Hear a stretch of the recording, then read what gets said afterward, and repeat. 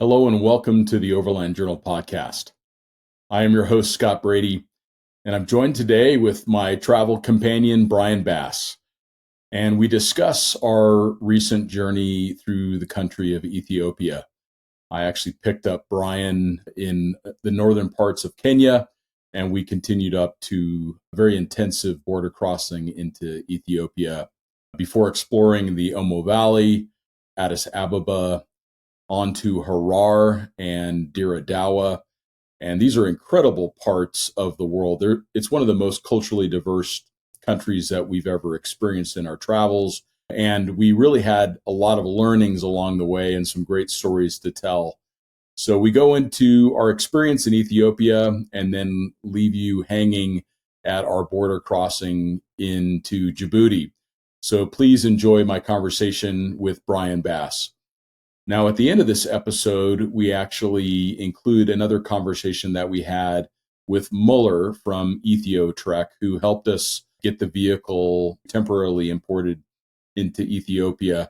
So there's a little bit of redundancy in the conversation, but Muller has some great insights, and you get to hear it firsthand from an Ethiopian that's helping overlanders to overcome this significant challenge of crossing Africa. So enjoy my conversation with Bryon Bass, and then if you want to hang around towards the end, where we also pick up the conversation with Muller. So thanks for listening. And a special thanks to O3 Outdoors for their support of this week's podcast.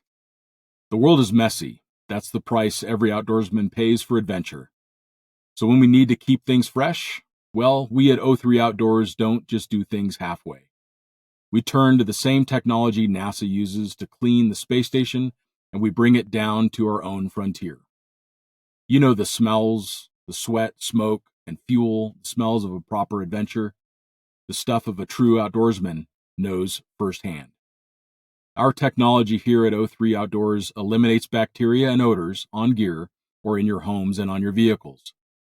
Our Trekker bags allow you to pack, store, and carry your gear, cleaning it the entire time. Our portable Overlander units fit in any vehicle, home, or RV. It's the highest tech, brought to you to the outdoor experience, keeping your gear fresh from one frontier to another. For more information, visit o-3outdoors.com. O3 Outdoors, go explore. All right, Bryon. So let's talk about Ethiopia. What do you think? I mean, what an incredible country. Yeah. I mean, just kind of give the listener a little perspective on the history of that place, just like kind of from the 10,000 foot view. Yeah, I mean, Ethiopia is obviously a big part of the Rift Valley, goes through Ethiopia, and it's truly a significant part of the cradle of human civilization. Some of the most important early human sites are found in Ethiopia. We actually visited some of the materials we were able to look at, which for me was kind of like coming home at the National Museum in Addis Ababa. Well, maybe give a little background for the listeners that don't know who you are. We've got 2 podcasts with Bryon. Go back into more, maybe. Yeah, maybe we've got more than that back in the archive. But kind of give the listener an overview of why you are Dr. Bryon Bass, which in my mind, this is how you've been referred to in previous podcasts, is that you're the real Indiana Jones. So tell them why you're the real Indiana Jones. Well, I'm not sure. Indiana Jones never talked about, getting stomach issues in odd places. But I have a BA in anthropology with an archaeology emphasis, and a PhD in archaeology that I got from the University of Edinburgh. And my main field research was survey on an island off the coast of Croatia. But my area of, let's say, specialty is prehistory, coastal and marine prehistory, really up to the time that the Greeks kind of showed up on those islands. But then in my professional career, I kind of took a different turn and left academia. Then I went into consulting, archaeology consulting. So it's all regulatory driven. My clients are concerned with the permitting or planning process. And so I assist them with their paperwork and the legal aspects of it. but also do the field survey and the excavation when it's required. And so in that regard, I've been able to travel all over the planet. And as part of that, I've had to study up in areas where maybe I didn't have such a solid academic background, but had to get up to speed literally in less than a month on everything you need to know about the history of the South Pacific, for example, or South America, Central America, things like that.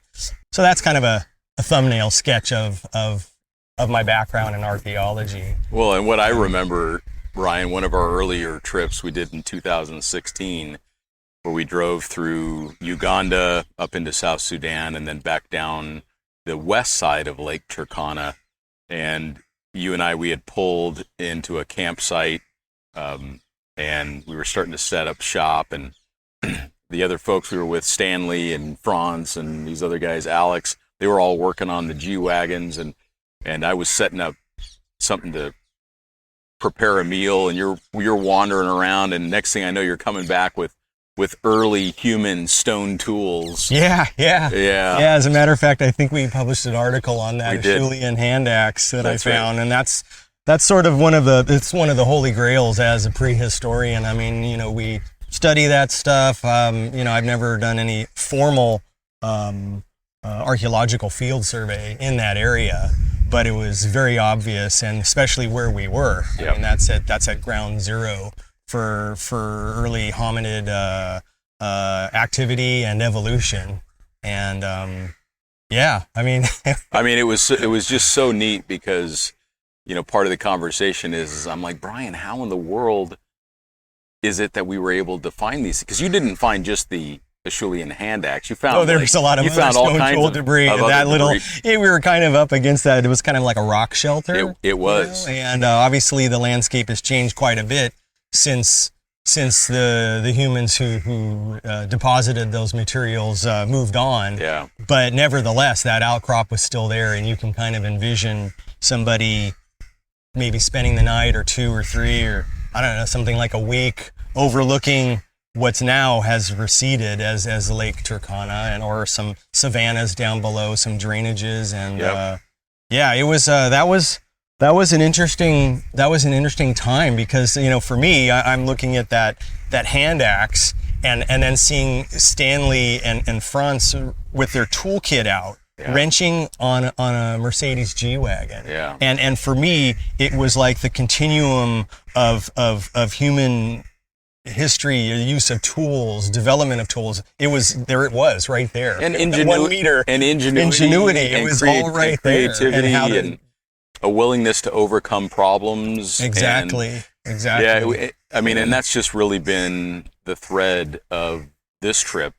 Ethiopia in particular, you and I kind of came down to the realization that this is really an origin story. It is in Ethiopia. The cultures that we were able to interact with, the fact that we were able to go to the museum in Addis Ababa and see Lucy, see Artie. They were. They're right there. Yeah. And it's just an incredible thing to see in person and recognize just how important Africa was to the development of human civilization and humankind and the human species. So really an impressive country. But I guess maybe we backtrack a little bit to Kenya because the schedule worked out where I was spending weeks trying to get permitting, paperwork, approvals to get into Ethiopia. We'll talk about that a little bit more, but that was a total of about a 4-month process. And the real sprint was in the end when I needed to go to the Ethiopian embassy, what ended up being 5 times in order to finally get all of the approvals that I needed to go to the border. And then you had a big event that you went to with your partner because you guys work in the Arabian horse field as well. So in addition to you being Indiana Jones, you're also a vintner, and you and your partner run what I believe to be one of the most preeminent Arabian horse farms and breeding programs in the world. Yeah, more like the sidekick really to that. I help out where I can, Yeah. whether it's hauling horses, cleaning stalls, helping trench, when it rains. No, but a lot of work. Yanina is clearly the she's in charge. the- Yanina is in charge of that amazing, program. the amazing but I help leader her of out, that. to the maximum extent. Yeah, so you had to do that, and that required you to come in towards the end of the month, and then so it didn't really make sense for you to fly for me to pick you up in Nairobi. So it allowed me to head further north, and I did an incredible trip with Abid and with JJ Jonathan that some of you have heard on the podcast already. JJ works for the State Department in Kenya. We were able to do a couple trips together, but this journey that we did was on the east side of Lake Turkana, so the other side of where you and I found those stone tools. And we went up through some really incredible terrain, very challenging terrain, very challenging on the vehicle. And then we ended up at the lake, and we were actually able to stay in a small village on the lake. Limited infrastructure. There was power for just a couple hours at night when they would run the generator.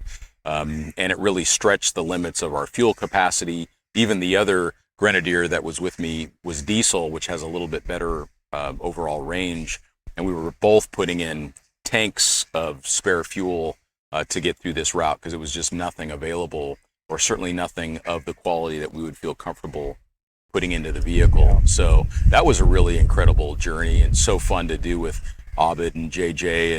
And, at one point in time, we had come through an area and Abid's phone just starts getting blown up, and it's the hotel that we had stayed at the night before. And they're like, we just want you to know that there's banditry happening right now. We just got word that there was a bandit attack, and we basically came through the region or this area where this banditry had just happened 15 minutes before. So just incredible That happens.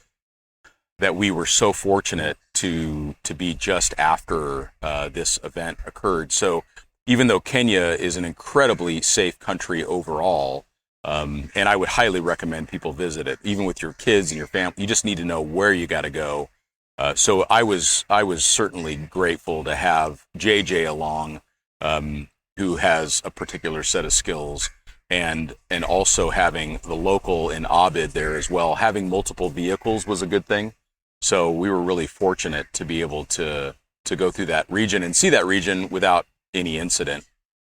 So yeah, I mean that's how it is in a lot of places. It is on the planet. I mean, you need to usually have your radar on. It could be just making sure somebody doesn't cut you off on a highway driving across North America. That's right. Or just paying attention to the clothing that people at a checkpoint are wearing, and kind of knowing. Yeah, and you and I talked about that earlier. I mean, it's, to me, it's now become natural, but there are times when someone that looks like an official is flagging me down to stop, and I will not stop. There's a couple criteria that I have for that in my experience. Other people will have different criteria. This is not to say that this is gospel. I'm not saying that this is like a principle of overlanding. This is a personal principle. But for me, if there's not a motorcycle or a vehicle clearly visible, especially if it's just a single individual out on the road, I will usually not stop because there's not enough visual cues to reinforce their authority or the genuineness of their authority. If I start to see any mismatching of uniform, I also will not stop. I do slow down. I do acknowledge them, and I do wave. We do always remove. Yeah, remove the shades. Without a doubt. I mean, especially you and I rolling down the road. It's like, we already are going to raise suspicion.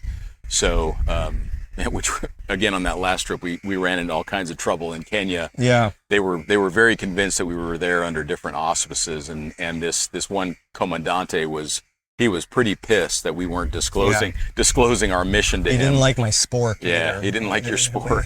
Yeah. It was the spork that raised all titanium spork. Raised all the suspicions with them when they saw the titanium spork. But I normally will not stop. Now, if you see a vehicle that's got clearly police markings and everything else, and they're indicating for you to stop, you better stop. and we do. But even on this trip, there were times that we didn't stop. Yeah, but the circumstances were clearly the outliers. I mean, Yep. when you see consistent uniform, people wearing camouflage, Yep. that's of the same type. I mean, I'm also looking at things like do they have their trousers bloused into their boots, or do we Right. see rank insignia? Yeah. Is somebody walking out, to meet you at a checkpoint? And we Yep. should clarify, these are checkpoints, not really roadblocks per Yep. se. Usually it's a string or something across the road. Are they Yep. walking out? Do they have a firearm at the ready, or Yep. they just kind of the one private who's told to go out of the shade and go Right. make contact with the car? And those Right. are some of the things that we're looking for as visual cues. Yeah, we look very closely. We're just a single vehicle, so Yep. the risk profile for us is much higher. So we're pretty cautious, and the reality is that I would much rather have to explain myself after they send a vehicle after us, and of course, if a vehicle comes to pull you over, slow down to below the speed limit, put on your hazard so that you've acknowledged that you know that they're there, but then wait until you find a safe space to pull over. You got to. We had that happen too. Yeah, that's right. Actually, That's right. near Otis. That's I think, right. Yeah, we did. Yeah. Yeah, tell that story. Well, I mean, yeah, I think it was hard to tell because they were in an unmarked car. They were in a Hilux. That's right. And then some of the people in the back of the Hilux were not in uniform. It might have been a mix of local police and customs officials. Right. But next thing we knew, they were driving right up alongside of the Grenadier, waving a little paddle. They were that had a stop written on it. That's right. And so we slowly pulled over, but there was a lot. And they also had guys with guns and uniforms. They certainly did. They made it. They made it very traffic quick. there. It was the middle of the day. Yeah. It was on a main road, and with a lot of vehicles around. And so we did pull over, and it turned out, they just wanted to make sure. I think people were just interested in the fact that we're driving around in this new vehicle that nobody had seen with the UK registration on it. That's right.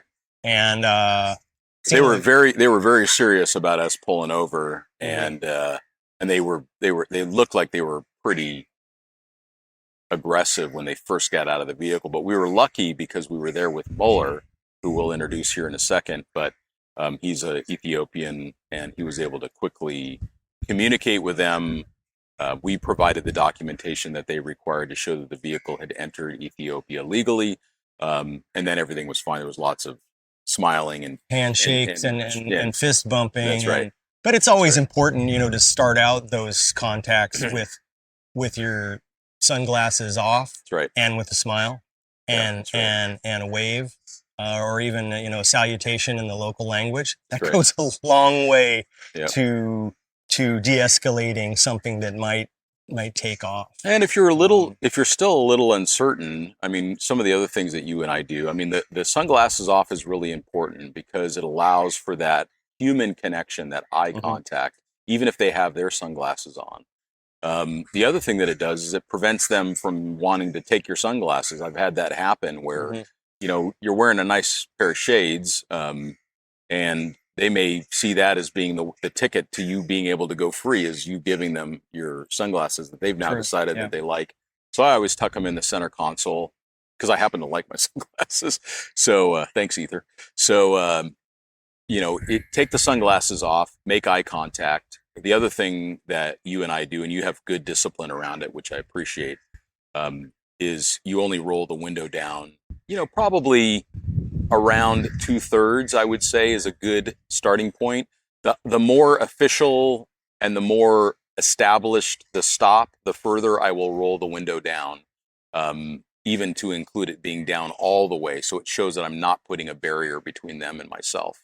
But if things are a little uncertain, or the person is of junior rank, or there's limited number of people, or they seem to be like casually assembled, then we do keep the window at about a half or 2/3, so that people can't people can't can't get into the vehicle quickly. They can't reach in, grab the keys, whatever they're going to do. That is one thing that's cool about the Grenadier. The keys are actually on the other side of the steering wheel, so you wouldn't be able to reach in and grab keys out of the car. It would be difficult, especially on the right-hand drive. It'd be pretty much impossible. It'd be pretty much impossible for them. But it's important to point out that we're just talking about contacts with local police and customs. That's right. Really over the course of a day, maybe we would have 4 or 5 of those. But the rest of the time, we're driving along and just having a great time. Oh, totally. And experiencing the culture, experiencing the scenery, the geology, everything. But this is a part of traveling this part of the world, and it can't be overlooked. It shouldn't be overlooked. And for me, like all these lessons that I've learned is that they come from a failure. They come from a bad experience in the past that now keeps it very top of mind for me. And that was when I had that attempted carjacking in Central Asia. And the biggest mistake that I made was having the window down all the way. So, when you're in a situation where you feel like you want to keep a little bit of protection, don't roll the window down all the way, still allows them to reach through and shake your hand or fist bump or whatever, and it doesn't look like you're trying to, don't crack it just an inch. So then that looks like you're being, you're being little crafty, but, it can be seen as rude or, I think so. And at that moment, you are not the person in authority. That's right. If they're legitimate, it will be the person approaching the vehicle and asking for documentation and stuff like that. Well, let's start off by introducing the third character to this story, which is Muller, and he runs an organization called Ethiopia. And Muller is very well connected in Ethiopia, and he is currently considered to be the very best choice for assisting an overlander in getting a four-wheel drive or an adventure motorcycle into the country of Ethiopia. They are currently not accepting carnets. They're currently not issuing temporary import. Ethiopia has recently had a civil war that is still in process but dying down. And as a result, they had gotten very insulary as a country, and they basically were shutting down tourism. During this whole period of time when this happened, which was shortly after the civil war in Sudan, there were overlanders that were stuck at the border oftentimes for days and days and days. There's a story of some motorcyclists that were actually at the border for 11 days trying to get through, and they ultimately could not. Fortunately, there is now a process to actually continue driving north from Kenya into Ethiopia, and then currently the only option is either to exit via Djibouti or exit via the maybe soon to be recognized but currently unrecognized countryette of Somaliland. So there are 2 options to ship out of if you want to try to make it further north. For me, the goal was to make it north of the Horn of Africa to have a proper crossing of the continent. So it was really critical that I get through Ethiopia and then into Djibouti. So Muller, I contacted 3 different folks that were supposed to be able to help with this stuff. Muller responded within 30 minutes, professional, great English, and in our experience with him, professional across the board, very well spoken, speaks German as well. Which was crazy. We were able a couple of times to break into German. That's right. When I had to talk with him without anyone in the area knowing what it is we were talking about. That's right. So that was very cool. And, and he's also, he's young and enthusiastic and very open and fun to be with too. Like he's a cool cat. He's Rastafarian. He seems to know in every small village anywhere, he knows somebody there. He knows a fixer, or he knows a tour guide, or he knows somebody, and that's just really key. But he was quick to reply. He was very clear in what needed to be done, and that was again 4 months ago when I made that initial contact. But it was a long process, and it costs around $1,000 to pay all of the fees that are required with all of these different ministries in order to get these letters of approval. And then ultimately you end up with a package of documentation that goes to the border at Moyale. and it's waiting for you when you rock up. And we checked ourselves out of Kenya. I mean, we had a nice drive up Yeah, to the border. that was really great. Yeah, It was, and it was a great road in Kenya. We got to see that bitchin crater.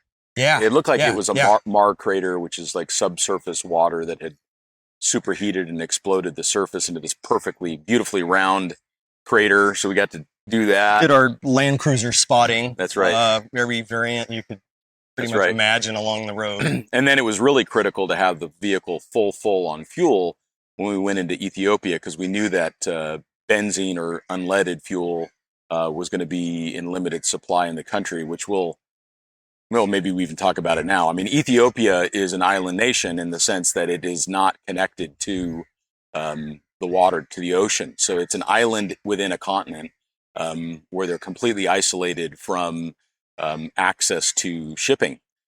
So they have to ship everything in and out of Djibouti, which is incredibly expensive. They don't produce their own oil. They don't have their own refineries. All has to be trucked. It all has to be trucked in from the port in Djibouti. I mean, that's actually where we're sitting right now. The Indian Ocean behind us, the Gulf of Aden, and just beyond the horizon here is the country of Yemen. So this is a very dynamic region, especially in the current state. So the fact that Ethiopia has to send how many fuel trucks did you think we just in that one parking area? There must thousands. Thousands and thousands. I mean, when you think about one truck maybe having two trailers attached to it. Incredible. And of course that plays out on the other end, on the Ethiopian side with fuel shortages. Just availability of unleaded fuel was a real issue. So we came in full on fuel. We arrive at the border. I think we were through the process in Kenya. What do you think, about 45 minutes? Yeah, and then we got stamped out. Yeah. And we entered that gray area, which I think happened a couple of times. Yeah, we're now in the no man's land. Where our passports were stamped out, but the vehicle was. And the vehicle was also stamped out. The vehicle was stamped out, but Kenya. We were not technically stamped in with all the paperwork into the Ethiopian side of the border. Yeah, we did get. Yeah, that's right. So we get through that process, and the people from Ethiopia were still supposed to be there. But it was a Friday. They had gone home. It was a Friday. They were friendly enough. I mean, they just said everyone's gone for the day. You have to come back tomorrow morning. So we were lucky that the Kenyan officials were like, they remembered us. They were only there 5 minutes. There, maybe and they know they know the problem. So they're like, don't sweat it. You can drive back into town and go to a hotel. So we were like, we were in no country at all, because we had we had used our single entry visa into Kenya. They had stamped us out. That's right. We were stamped out. So we really couldn't even go back into Kenya. The vehicle had been stamped out with a carnet. So the vehicle was also illegally in Kenya, but they were cool. They were like, yeah, you can go to the hotel. It was maybe a kilometer away down the the most. So it was crazy. I guess the only thing we still had active was our insurance, but the challenges of the borders. But then the next morning, I mean, we were there right when they opened up. Yeah. Then that process took maybe I think it was about 2 hours, 45 minutes, something like that. Like at about 3 hours, we stopped once we got through that border section on the side of the road, just to kind of regroup and do a session of deep breathing and adjusting ourselves and then pressing on.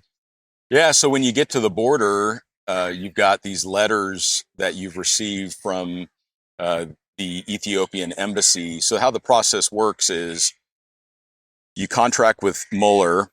Mueller writes a letter from his tour company, which is a registered, certified tour company in Ethiopia.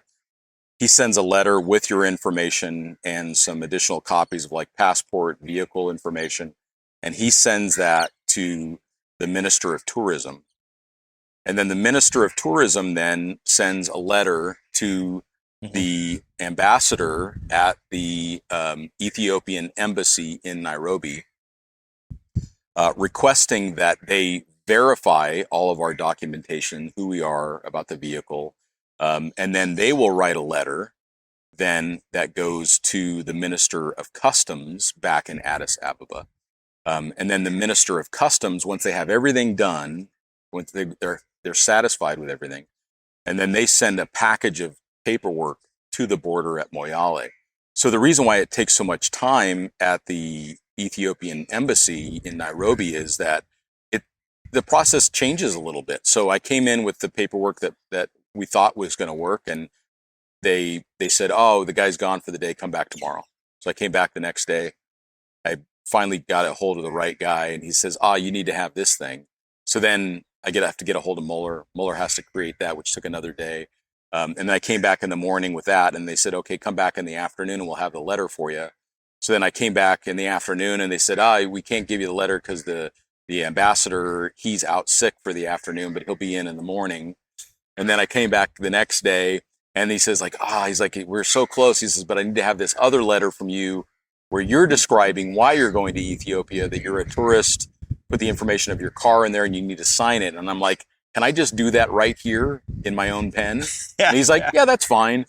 And so I wrote it out in his office. This is all in Nairobi, by the way. That's right. This is just. I wrote it out. Yeah. I wrote it out in pen, handed it to him, and then that afternoon I came back, and it actually was signed off and good to go.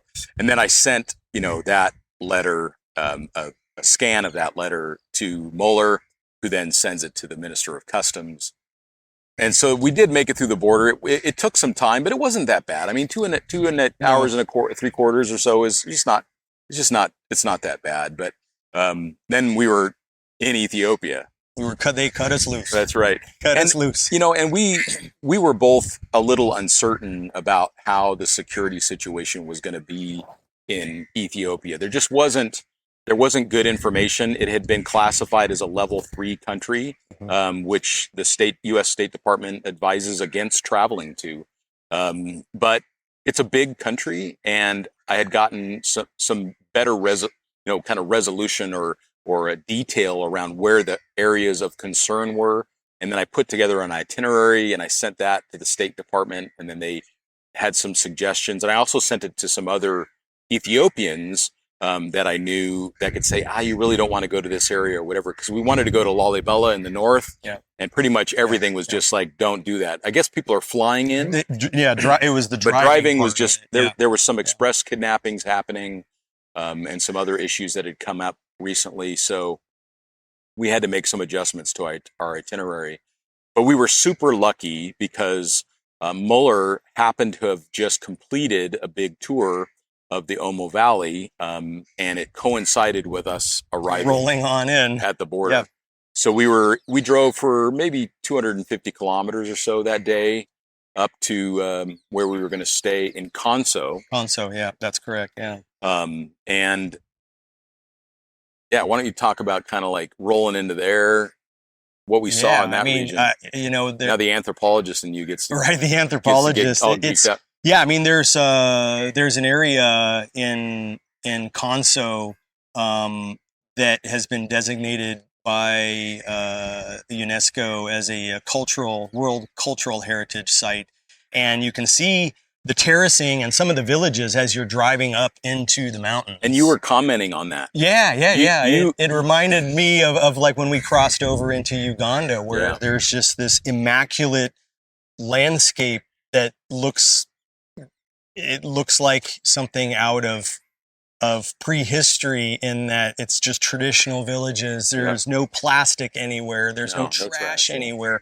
The terracing is immaculate. You can see different types of flora, different plants that they're growing and using for crops. And then you see the villages where they're super tidy. You can identify huts of a certain size, and then a larger one that might be something for the community, and then another specialty structures and maybe for storage and things like this. And that's what we were passing through.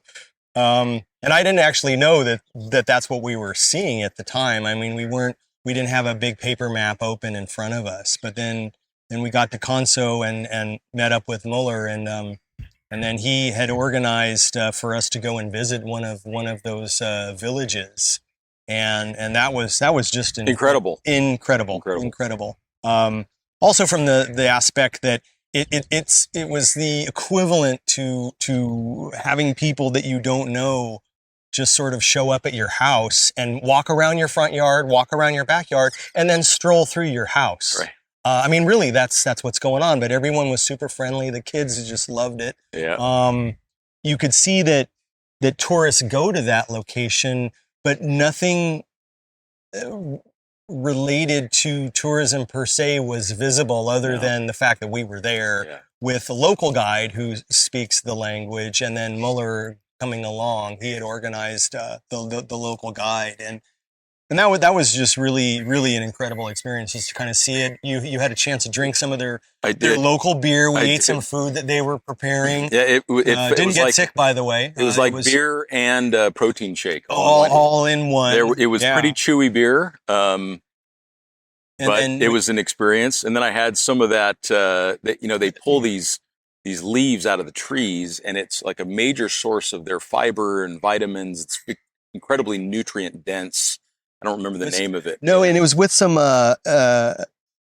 potatoes they had cooked it with, but it was something akin to like sautéed spinach. It looked like it with maybe some onion or garlic or something else in there. Yeah, it does taste. It tastes good, and they weren't cooking it for us. They were just cooking when we arrived. They were, and I just kind of threw caution to the wind when they gave me a bite, and I was like, yeah, well, I've got Imodium with me, so yeah, and back in the truck, right? And antibiotics and everything else that I needed. Of course, I didn't need any of it. I didn't get sick from that. I got sick later, but I didn't get sick from that. But it was so interesting because it's built up on top of these mountains or hills, and the oldest part of the village is the ring with a wall at the very, very top. And then as the village grows, they build more and more concentric rings, and that serves as a form of security. So when you're moving through the village, you're in these very tight little passageways, which would limit the amount of attacking forces that could reach a ring of the village at any one time. And it would put them at great risk for having stones and other things thrown down on them, or whatever. You really had to know. I mean, the little kids obviously know their way around, but you would have. I was lost the entire time. Yeah. I had no idea. Just following. If somebody said, "I'll give you $1 million to get back to the Land Cruiser that we had jumped in," there was no way we would have pulled that off. No way. Yeah, no way. And then every 18 years, the village elders hand over control of, or management, I guess, of the village to the next generation, and they had little standards that they had put up that indicate that. And then didn't it put that village at about 400 years old? It was pretty crazy. Yeah. Pretty old, established village. But it also seemed like some of the old timers are still following us around. Yeah. Maybe they didn't want to totally hand over their stripes or something like that. But and then you also had a chance to demonstrate that stone. And if you can pick it up and then like throw it back over your head, then you were going to be a warrior. You're a warrior, and then you were now able to, if you would like to, get married. Yeah, you could get a bride. Yeah, or two, because they practice polygamy there. So I mean, I didn't kind of heavy. I assumed you were going to blow out your back. I didn't know. Oh, it was heavy. I didn't know the bride part, but we find that out later in the story. But we're in this thing, and basically the tour guide's saying, when you can pick this up as a man, then you're now considered a warrior because you're strong enough. And I'm looking at this rock, and I'm thinking, because I do exercise and I do try to lift heavy things on a regular basis. And I, for whatever, this is... It was heavier than a jerry And it was way heavier than a jerry.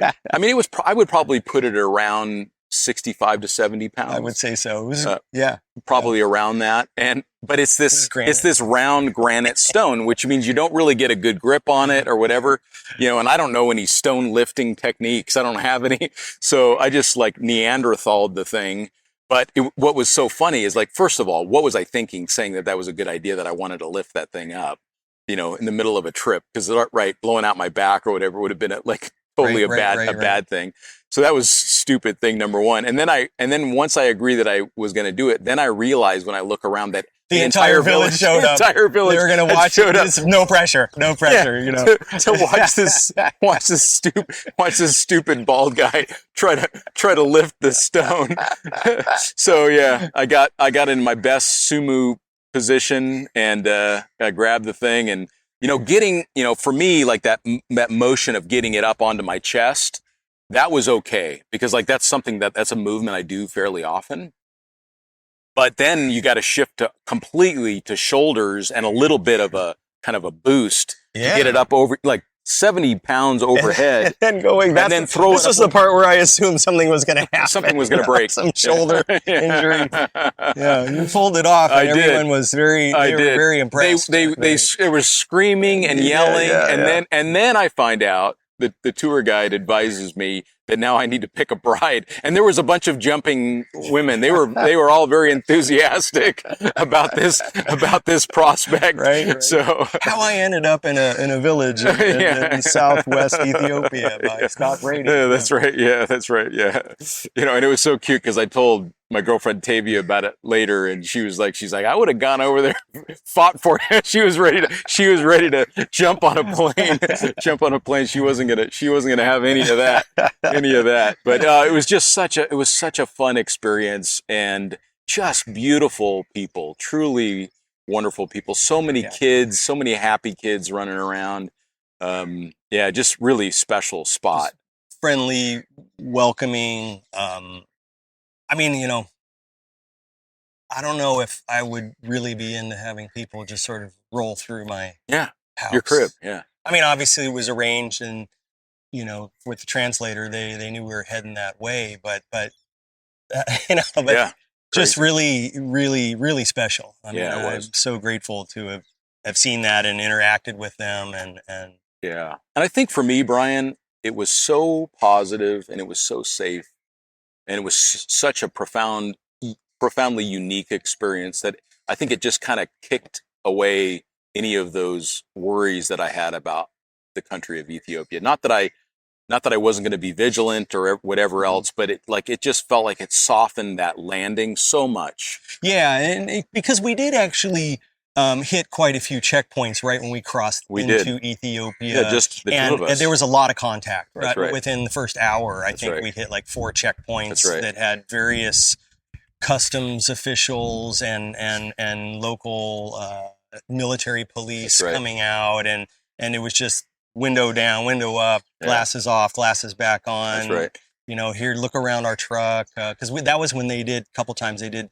want to search around and unzip a few duffels and things like that. But then we got to this area in the Romo Valley, and it was just so welcoming. So cool.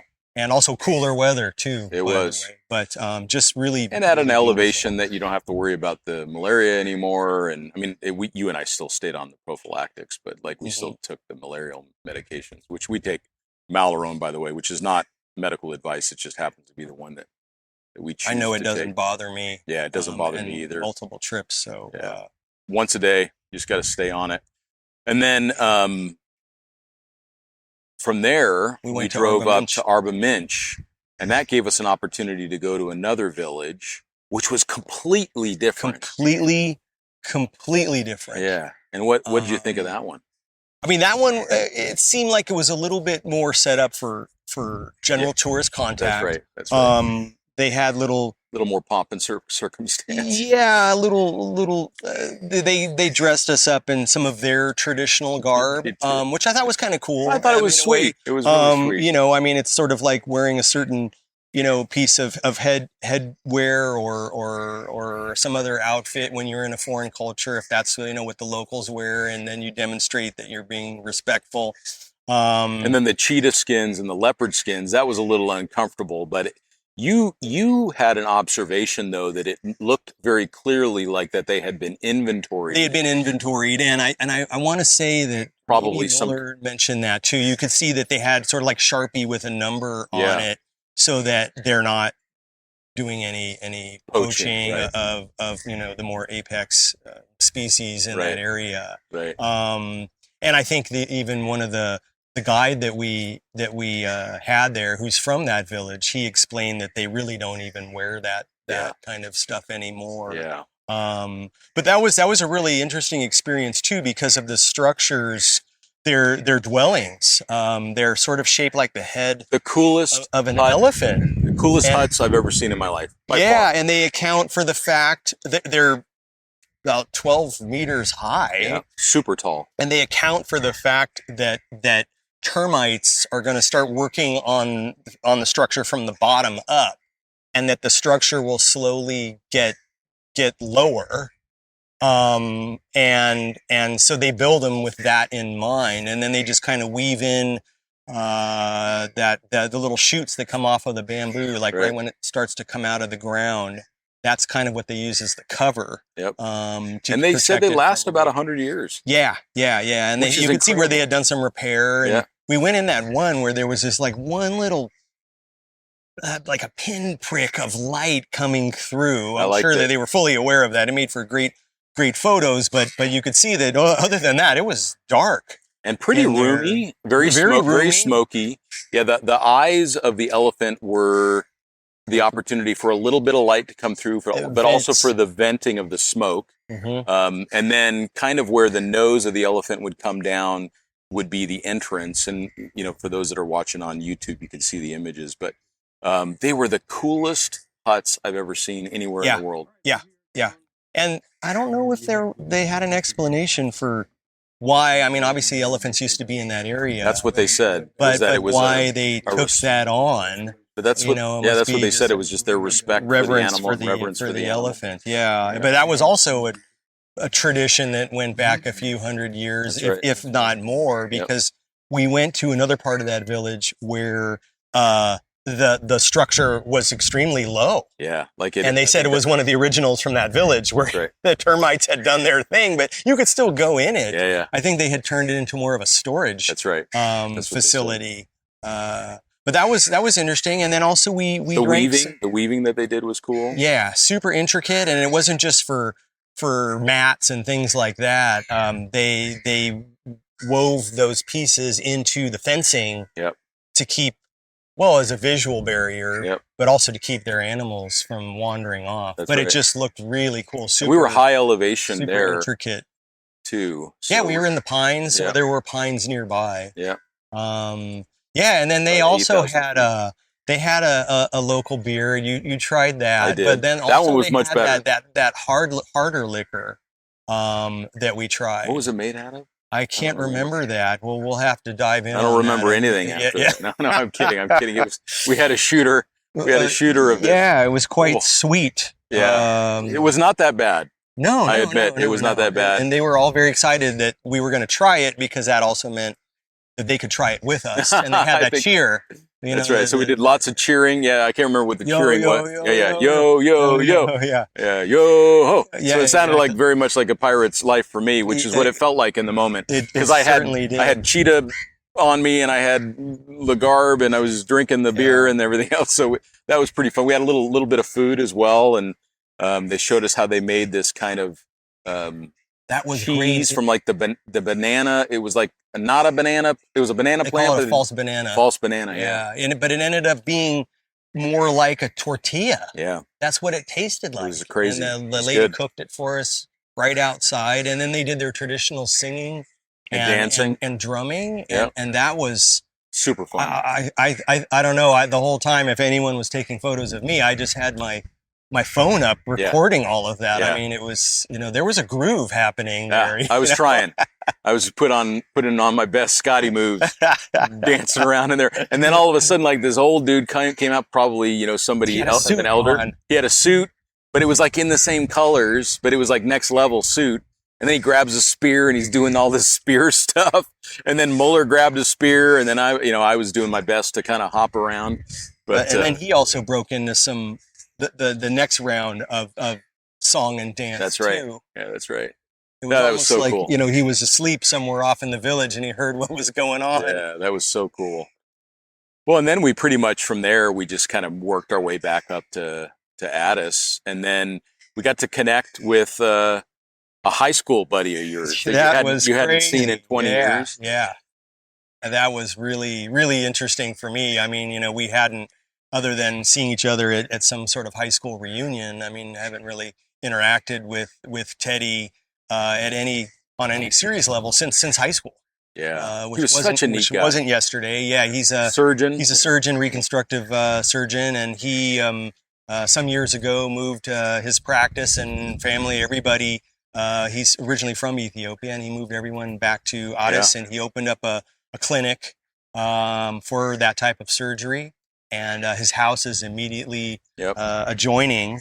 And so we had the very good fortune of spending, not only spending a couple nights there, but also going out with him and seeing different things and talking with Teddy and his wife and one of his best friends who had also practiced medicine in the United States. We were able to help bring some medical equipment that they needed, and I think that was supportive. And then we also really needed to be there in Addis anyways, because we had to get our Djiboutian visas. An e-visa is not accepted currently at the border of land border of Djibouti. So you have to actually go to the embassy in a neighboring country and get the visa.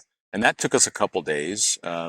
That was a drop it off and come back. And then they also had changed the form. That's right. We had it all filled out beautifully in our PDF files. And then it turned out that they had changed it.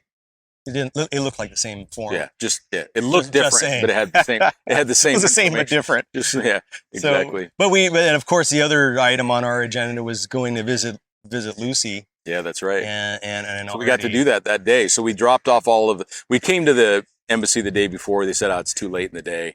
So we came back the next morning right on time, got everything in, and then we had 3 or 4 hours to be able to go to we went to visit Lucy. Yeah, go to the museum. What did you think of that? For me, that was just, I was almost like I did a selfie with Lucy. You did. And having studied that as an undergrad and just back in those days, we had, for example, I know I mentioned this before, but I had an anthropology professor who at the starting of the semester said there's going to be one question on our final exam, which, in a semester system, it was like 3 months away. And he said, I am going to ask you to trace and discuss human history from the earliest known finds all the way through to Homo sapiens sapiens, the current iteration of the genus Homo. And you're going to have to know all the sites. You're going to have to know all the finds. You're going to have to know, when stone tools came in, when fire came in, when advances happened. So you're forewarned. And then I go in there and it's like, Lucy, I know you, baby. Amazing. Right. And it was really incredible. Actually, it was a really good exhibit. It was super. Looked like they had some support from the French on that a little bit. Yeah, but also just how they've updated it along the way. Yeah, because said it was pretty accurate. Yeah, I mean, up to what we know now. Obviously in a museum, you can print something out and put it on the wall, and as long as you can, the printer, you can kind of update things. But they seem to be right up to, the present understanding of human evolution, not just in that area, but worldwide, sort of the current accepted approach. And then they also had little diagrams that had question marks and things and finds from different spots where they're not sure how that tied in with some of the earlier finds from Africa. What was impressive to me, and of course I know nothing, but even knowing nothing, the thing that was impressive to me was, even though Lucy was not complete, she was complete in the places that she absolutely had to be in order to understand her physiology. Correct. So the fact that the all of her femur was there all the way down to where you would see the knee joint and the angle of the knee joint connecting to the lower bones. That there was a huge piece of her pelvis that was still present. Yeah.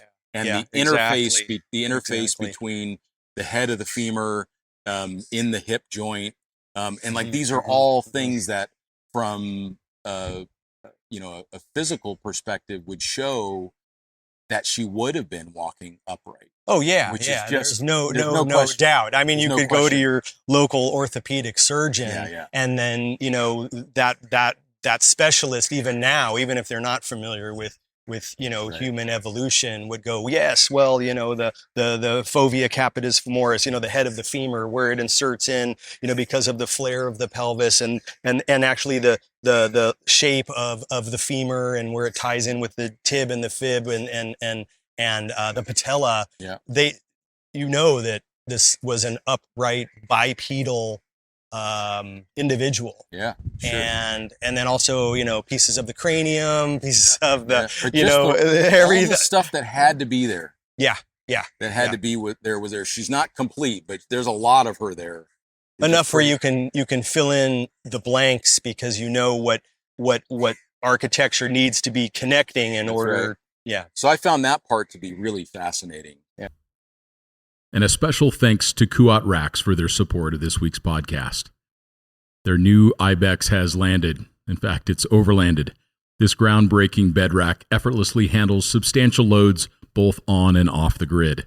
It's constructed from lightweight yet durable aluminum, and it boasts a ballistic black powder coating that's made for all the nature you can throw at it.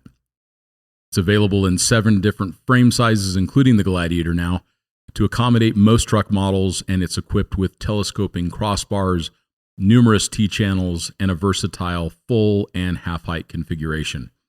It's the Ibex from Kuat, which they now have available the new Ibex panel kit. These panels easily mount to your existing Ibex frame, and they help to protect your gear from the elements. Plus, they're fully locking, offering security while still allowing quick access to the bed when you need it. It's going to be available later this summer, so visit kuat.com for more information. Thanks again, Kuat. Pretty cool. Yeah. Pretty cool. It was a neat exhibit. They had quite a bit of kind of early Ethiopian history. Mm-hmm. Yep. I give them a lot of credit for it. I mean, it costs like the equivalent of $1 to go inside. Yeah, if they would have charged. Yeah, it would have. They could have $100. I would have paid it, to go in there. Yeah. You got your selfie with Lucy, which is that's all that. I can die in peace now. Know that all my academic studies, kind of came full circle. Yeah, at that so cool time. Well, and then the next morning, we were out. We hit the road. I think at 06. We wanted to get out of town before all the trucks. The traffic. And the traffic. You went out the night before and tanked up. Mueller knew a spot to tank up. I think you filled up the NATO cans too. Yep. Everything was full. Then we hit the road, and actually the road heading towards Harar was pretty good at first, heading out of town. It's their main trucking route. Yeah. So that was pretty clean.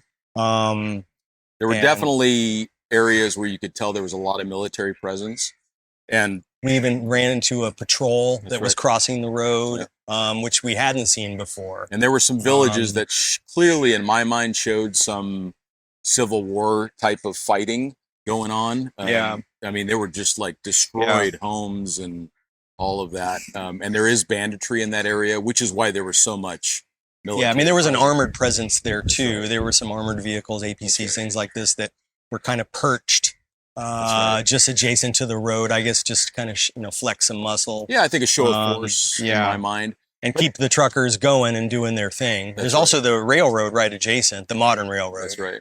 There's an old narrow gauge that was built by the French in the early 1900s. Yeah. And then there's now the modern Chinese electric railway, which was just completed in 2018.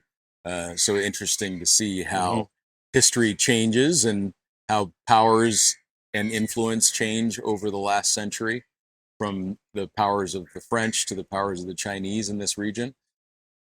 So the road itself was fine. It was in good shape, and that allowed us to get to this ancient city. It got dicey towards the end, though, of that road. Like once we got towards Harar. Oh, yeah. We're the Grenadier definitely, there were the speed bumps that most villages have, but there were also those trenches. Oh man, some villages felt like a reverse speed bump. Yeah. And some of them were just impossible to see, even with the other one of the passengers, paying attention, and then just rutted out. I missed one. I got a good wallop, center punch that one on the Grenadier. I mean, and I talk about that with people, is that you can't get it right 100% of the time, but you need to try to stay focused. Like you and we're not on our phones when we're driving. I mean, other than maybe just to recenter a map or something like that, but we're not on the phones, or we're using hands free, because you got to really pay attention as a driver. So as the passenger nav, you have to be eyes on. Ethiopia's, left-hand drive country. So the only way I can pass safely is to have your feedback on if it's clear. And we use very clear language. So it's all clear if there is no one coming. And then it's oncoming if there are vehicles that are coming towards us. So that way there's not any confusion. Like if I say not clear, but you only hear the word clear. Right. That's right. Now there's going to be. Yeah, it is not a clear form of communication. It is not in that circumstance. So you use it in a way that makes it very clearly understood. Yeah, so that, I always look at it as kind of like Russian roulette. I mean, how many times you want to spin the barrel? If you keep banging on the car often throughout the day, eventually the car is gonna take a hit that's not going to repair from. We're not going to recover from. We also would remind each other, hey, we're this far away, we're, this much time out, we're all good, everything's fine. I think we did have some issues.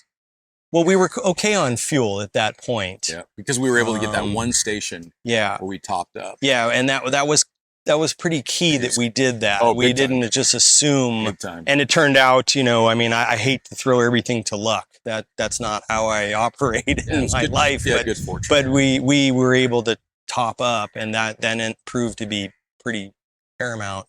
Oh, big time. Big time. Later in the story. But what'd you think of Harar? Isn't it the fourth or fifth most holy city, most holy city in Islam? Yeah, they have more than 80 mosques in the old town. There's no vehicular traffic in the old town. Yeah.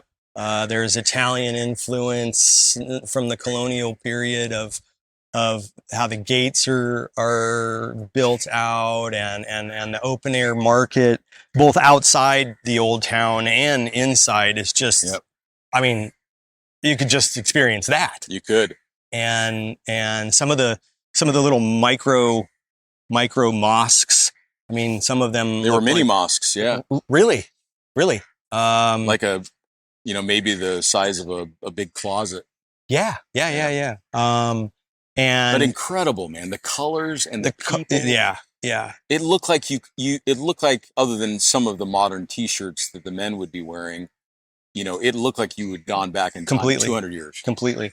And in the spice market, that was next level. It was just incredible. Yeah. Really, really something to see. We also went into that mill. It's like a public mill where the all the spices. People bring in, whatever they have, and you just they weigh the bag, and they give you this tar, and then this little piece of paper that says what your bag weighed, and then you take it over to the mill master, and they mill it. And if you don't have time, you can say, hey, I got 20 kilos of this product, and they might actually already have it milled on the shelf, and you can just grab that bag and hit the road. It was right out of like a movie. I mean, just these guys were completely covered in spice. And their hair was covered in spice, and the ceiling was covered in spice. And you and I were only in there for a few minutes, and we were covered in spice. And whatever other grains they were, milling, and unbelievable. Yeah, grains and spice and everything else. Just like, what a scene. And then there was a tailor outside sitting there with I assume it was his son, I don't know, but he had an old style, sort of a Singer-looking sewing machine. He was repairing people's clothes. I mean, it was just hustle and bustle. It was absolutely fantastic. It felt totally safe. And one of the things that I never felt never, like, not even close. No, obviously you go into those situations where there's close proximity. I mean, people are bumping against you, and I'm obviously not having my passport and other things where they're easily grabbed, but everyone was just really really friendly, super friendly. And you know, we just sort of walked in on their daily business, you know, going on. Yeah, we were the only tourists there. We didn't see any other tourists No. in Harar that entire day. We were able to go around with a guide by the name of Binyan, and he's another Rastafarian. So it seems like the Rastafarians are well loved in the country, despite the fact that their beliefs are so different oftentimes. Yeah, we also visited that location. Yeah, too. we did. That's yeah, right. Yeah, we didn't get that to see the original Rastafarian temple. Yeah, that was was nice. that Harbor Minch, maybe? It was north of there. Okay, it was gotcha. north of there. Yeah. Gotcha. Well, that was, yeah, Harar was incredible. We got to go. There's an old brewery there that We makes went to the Harar Brewery. I think it's now owned by Heineken, maybe, or something like that. Man, they were it was hopping. It was hopping. They had a bingo going on, and we were also the only foreigners there, as far as I could tell. Not enough. Yeah, not that I could see. Yeah. We had a good meal there. That was the other thing too. Is just the food that we had. In Ethiopia was over the top. Was I mean, everyone said, "Oh, you're going to love the food. You're going to love the food," and also obviously a lot of travelers have complained about stomach issues. That's and, right. And things like that. But it was really something. Just the diversity, the spices. I don't know what peppers they're using, but some of the where it would start out hot and I have a good tolerance for that, but then I'm like, this is gonna be interesting, and then all of a sudden, you know, a half a minute later, it just kind of chills out. It would be gone. Yeah. So which is good for me because I don't like the food too spicy, but it was like it gave me a good heat, but then you didn't feel like your tongue was burned for the next 6 days. So yeah, I mean the food was delicious, and of course you eat with your hands, and you're not supposed to eat with your left hand because the left hand is used for cleaning yourself after the restroom. So it was a challenge for me being left-handed. So I'd have to, like, by the end of the trip, I finally got it figured out. I would just kind of sit on my left hand until I got started. And once I got started, I was fine because I'm actually ambidextrous. I mean, I throw a ball with my right hand. I shoot a gun with my right hand. I'm right eye dominant, but I write and I eat with my left. So it took me some discipline to figure that out, but pretty funny. But I thought Harar was great. It was a neat spot. Yeah. I'm so glad that we took the time to go there and that we listened to Muller's recommendation. Yeah, I mean, it's on the ancient spice route. I mean, it's like one of the connection points from the east, from trade that came from India through the Arab Peninsula, you know, all the way into Africa, and then also the crossroads north and south from there. Yep. And the camel trains that would come in, and of course, you know, Sir Richard Francis Burton went there dressed as an Arab trader and then speaking, you know, some dialect that he had picked up along the way, and went and checked that out. And you even went to the gate that he entered in. Went and did a night shot. Yeah, I went there with our guide and did a little kind of a selfie right at the gate. As one does, right? Right, you got to. And then tell me about you feeding a hyena. How did that work out? Yeah, that, you know, I to be honest with you, I'm not into tourist things like that. You know, it kind of goes against, you know, I don't know the circumstances for it. I've been to things like shark feeding stations, you know, where they throw a bunch of stuff in the water and the scuba divers can check it out. But then the sharks are, you know, you can clearly see they get tuned in on that and come to the boat and waiting for the chum. And so you know, this seemed to be something quite similar. And Binyam, our the guide, we were fairly close by. We had jumped in, you know, he had his little tuk-tuk driver, and he picked us up, and it was pouring with rain.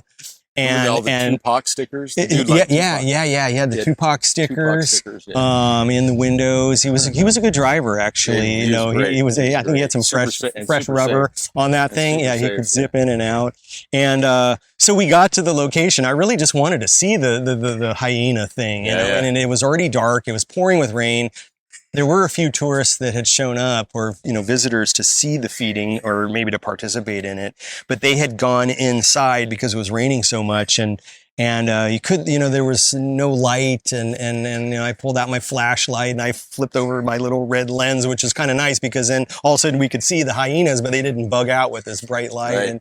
And then the hyena man, actually this is the son of the hyena man, said, I got to come over and feed them. And I was like, no, it's okay. I just, we're going to watch. He's like, no, come on. They're waiting and look at this and that. And you can see, I mean, from what I've read, obviously it's been going on for a while. So at least this batch of hyenas, they're Probably obviously not gonna take your face off. Yeah, and they're obviously doing other things too to get their meals, but at least in the evening they can show up and eat there. And yeah, so I participated in that, perpetuating that madness. But yeah, I had never gotten that close to a hyena before. I mean, it was within a foot of you. I took that stick, and I didn't put the stick in my mouth because I don't know how many other people have put it in their mouth, but I certainly had it, it was right about a like foot that from your face. Yeah, and I warned that huge female hyena. Huge, yeah, and I warned that hyena that I own a mini long-haired dachshund who's really mean, has big canines. He's gonna have take some exception. Yeah, and I kept just saying, "Good puppy, good puppy." And the hyena master there was laughing, with me saying that.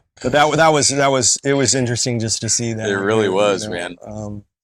Well, and then from there, we actually got to spend two nights in Harar, which was a good break.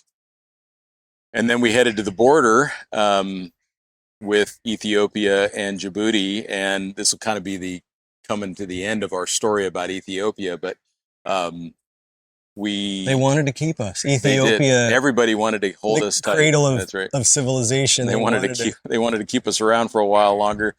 So we're driving from Harar. There's no benzene, no unleaded fuel available in any of the stations we tried. We actually got to one where they had just finished, or what they told us is that they had just finished. We actually got the sense that they weren't willing to give us fuel because it was too coincidental that they had just run out. Yeah. The moment that... And it's important to know, like the local motorcycles and some of the tuk-tuks are using petrol, That's the right. normal gasoline, benzene. So they do carry it. On occasion. But it's really in short supply because it's got to come all the way from the coast. So they can run out of fuel. They don't run out of diesel because then that actually shuts the whole country down because all the transportation is done with diesel. And also all the locals tend to drive diesel vehicles for the same reason. But we make it to the border. Black market fuel was available. That's That's important to point out too. I mean, and we had... Yeah, if you're running an old KLR or whatever, you're fine. Yeah. And we could obviously filter it or just kind of eye it up as it's going or maybe not filter. Dust a can that we've just purchased, leave a little bit in the bottom. But we didn't want to do that to the Grenadier, at least not at this point. Yeah. And then we get to the border and we got to get out of Ethiopia. And that did not go so well because there was an error on the document that I had identified as a potential problem, and we were assured that it would be okay. And it turned out that it was not okay. So I think we were on the Ethiopian side about 6 hours, right? Trying to resolve that. Yeah. A lot of back and forth. It was a Saturday, so the offices, the ministries are just not open that late. Mueller was doing everything he could. And eventually we found some resolution through calling another border, which then gave authorization to this border to make the decision if they wanted to take responsibility for it or not. We paid some fines for them to feel comfortable assuming that responsibility. And 6 hours later, about 8 o'clock at night, don't you think? It was dark. It was dark already. Yeah. And we finally get out of Ethiopia. And then we drove through a relatively short no man's land between the two borders. They're not super friendly with each other. They're connected economically because of the port, but there's a long history. I mean, Djibouti used to be a part of Ethiopia, and there was a lot of conflicts. The most recent conflict being Eritrea splitting off from Ethiopia in the late 90s, which is the last straw that isolated Ethiopia from the coast. So there's a lot of tension in this region. There was a lot of military presence on both sides, especially on the Djiboutian side. So we finally make it out of Ethiopia. And based on what I had read, this was going to be an easy border crossing into Djibouti. Easy peasy, 15 minutes. 15 minutes. 15 minutes in and out. Yeah, that's right. And we're gonna end the story there because things got it wasn't 15 minutes. Things got pretty intense. So in the next episode of Crossing the Continent of Africa, you're gonna going to hear the story about how Brian and I were detained at the Djiboutian border for many, many days. And that'll be the next story coming up in the Overland Journal podcast. Any other thoughts you've got, Brian, on Ethiopia overall? Well, I'm going to put my hat on now because it is quite sunny, at least in this location. Beautiful country. Yeah. If to be honest, what we experienced was I appreciate and respect, for example, our U.S. State Department's warnings about regional issues, conflicts, Yep. no-go zones. Even I use MedJet Assist, Yep. and they were very clear that in Ethiopia there are certain areas where they will not be able to come get me if I have medical issues, and we'll also talk about that at a later date too. The equipment that we had with us in case there were some medical issues. Yep. But and we took every last warning, caveat, everything to heart. We didn't assume, oh, this road's so great, we're not going to have those problems. We aren't those travelers. Yeah. But at the same time, we only in Ethiopia were treated just Yeah, it was beautiful. like honored guests. Yep. And whether it was these UNESCO villages or just the people on the streets, Yep. we obviously have our guard up a little bit more than if we were just going into a supermarket, back where we're from. And we didn't go into the Civil War areas. No. But at the same time, we were greeted everywhere, and people were very interested in the Grenadier. And in us, they aren't able to see a lot of tourists recently. No, that was and there was a lot of interest in that. Even for example in Harar, there were kids that came up and they just wanted to do selfies with these tourists. That's right. And I think that we also saw some strife, and people that are living in circumstances that I'm sure they would not want to have. Yep. And I think that's important to see and to appreciate and to try to, for me, that gives me more energy when I leave those areas to try and do good and try and help out, my fellow humans to the best that I can. And even make those circumstances better and inform people like this through different fora like this we had a great time, and it was very, very incredible country. Our experience was really excellent. Yeah. And not just because they have good beer and good food, but it's because they have good people. And incredible history. I mean, it's so diverse. The only kingdom in all of Africa that was never conquered by an outside power. They got close. It was also the first major battle between an African kingdom and the Europeans that the African kingdom won. And that gave a lot of the other nations. That gave a lot of other nations some inspiration. They too could do that. Yeah. So Ethiopia is truly unique. And I loved every moment of it there. And I really want to go back. There's a lot more of it that I want to see. So we certainly encourage people to do that. And Brian, thanks for being along for me in that segment. Of course, we got a little bit more to talk about with Djibouti. And we thank you all for listening. And we'll talk to you next time. All right. So I'm with Mueller Marlin with Seth Ethio Trek. And Mueller, you have been a huge help throughout this adventure. I wouldn't be in Ethiopia right now without you and your support. So I just thought it would be good to spend a couple minutes talking about the kinds of things that we really needed your help with while we were here in Ethiopia. And of course, the first thing was just getting into the country with the vehicle. So now I applied for an e-visa, so did Brian. And we got our e-visas in a couple days. So that was very easy. Yeah.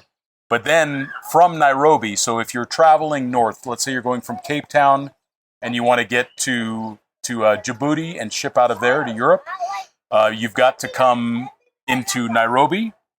And then I spent a couple days in Nairobi. Well, I actually ended up spending weeks in Nairobi, but you need at least a few days in Nairobi, probably 3 or 4 days, to get this authorization for the vehicle to get into the country. Yeah. So talk a little bit about what should people be prepared for to get their vehicle into Ethiopia?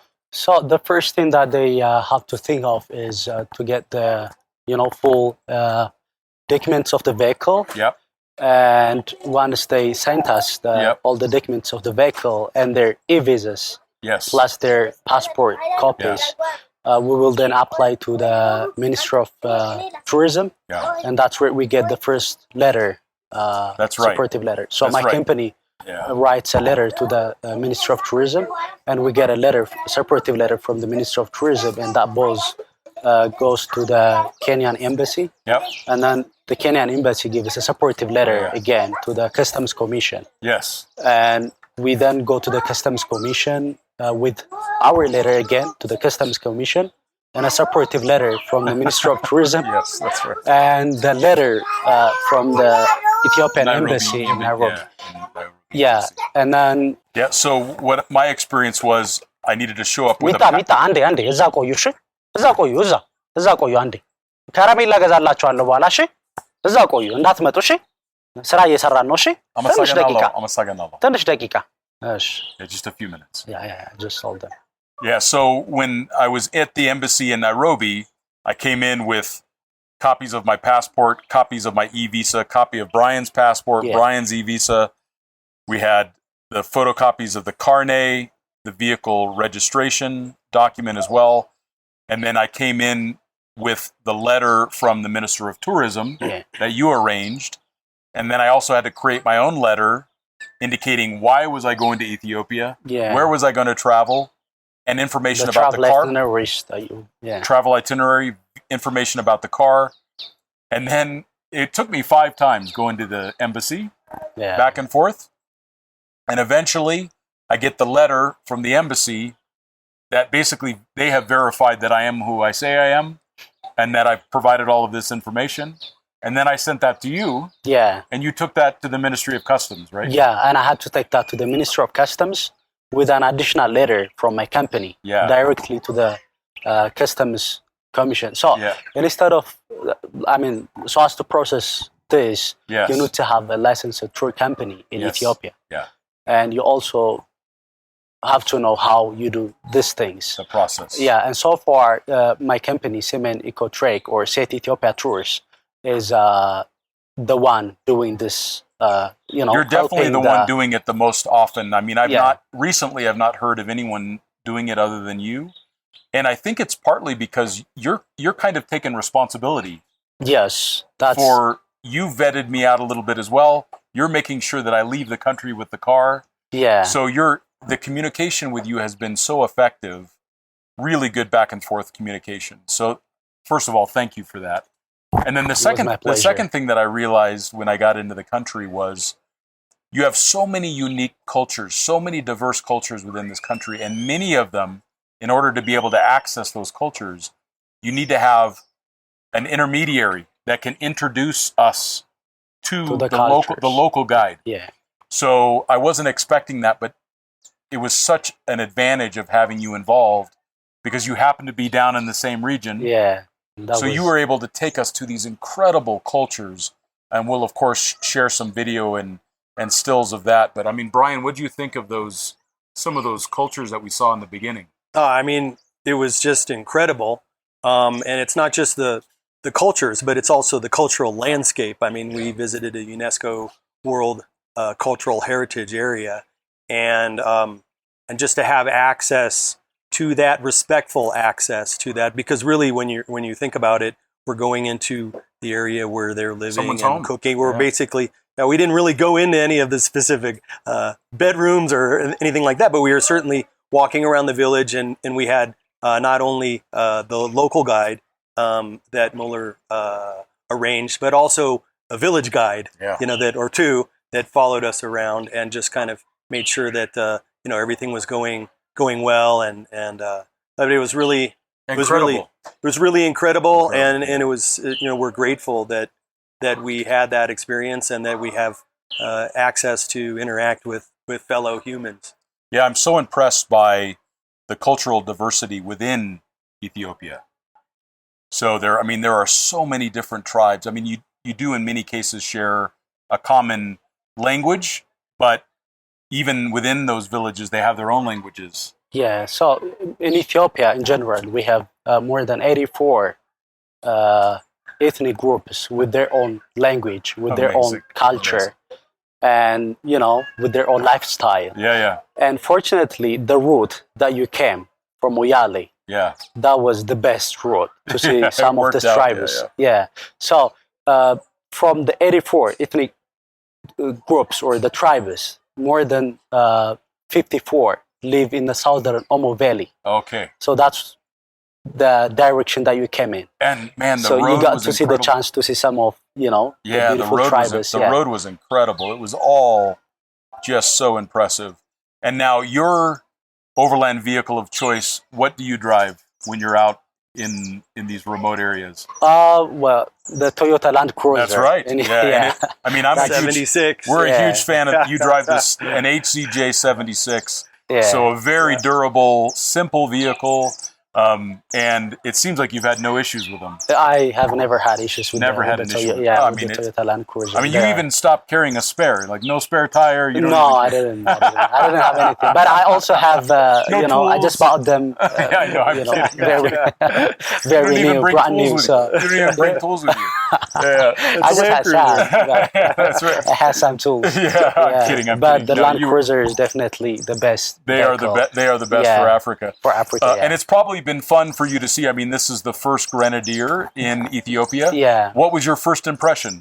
Well, this is an amazing car. I mean, I have never seen this vehicle in Ethiopia before. It's a big car, right? It's a huge car. All the specifications and the buttons inside the car there.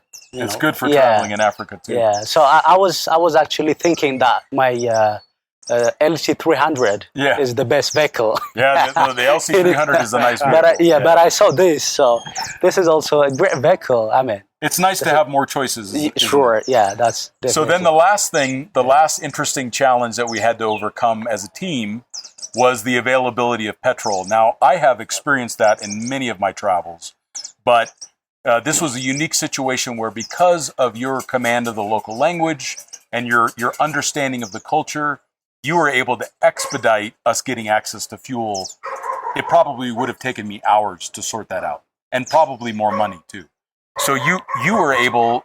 Do you know why they're experiencing a shortage of petrol, and how can people overcome that challenge? What recommendations do you have?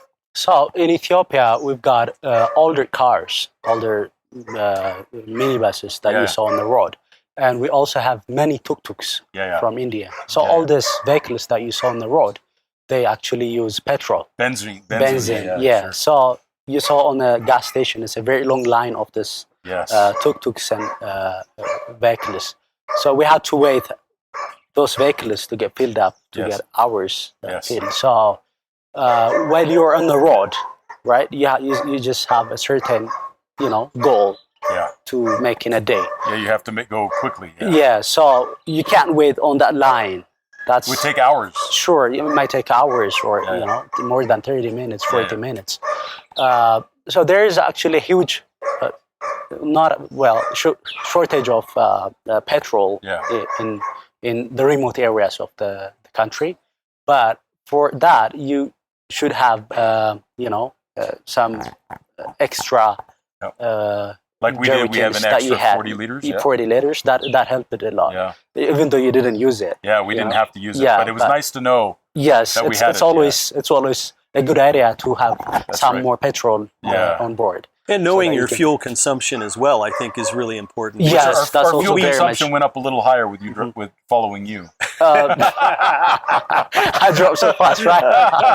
No, you drove great. You're a good driver. You're a very good driver. I mean, we had to make it in Addis on time. You were a very good driver. You were a very good driver. Thank you. We're going to kind of wrap up the interview now, but that's actually what you and I need to do. We need to hop in the Grenadier. We're going to go find some fuel, some benzene, and get the truck ready, because Brian and I need to leave at 6 o'clock tomorrow morning, and we're going to go to this incredible city of Harar out in the desert. So you're going to be impressed. I can't wait. That's totally different. I'm just sorry that you're not going to be there with us. So anyone who's considering going to Ethiopia, if you're going to be driving up Africa, it's possible.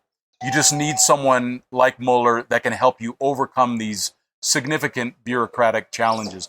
It's an established process, but it requires someone with his expertise. So I didn't even know if I was going to be able to get into Ethiopia. And I've been communicating with Mueller now for well over 2 months. And we slowly figured out the process. And now we're in Ethiopia enjoying this incredible country. And we can't wait to share more of our adventure with you. Thanks, brother. You're welcome. It was a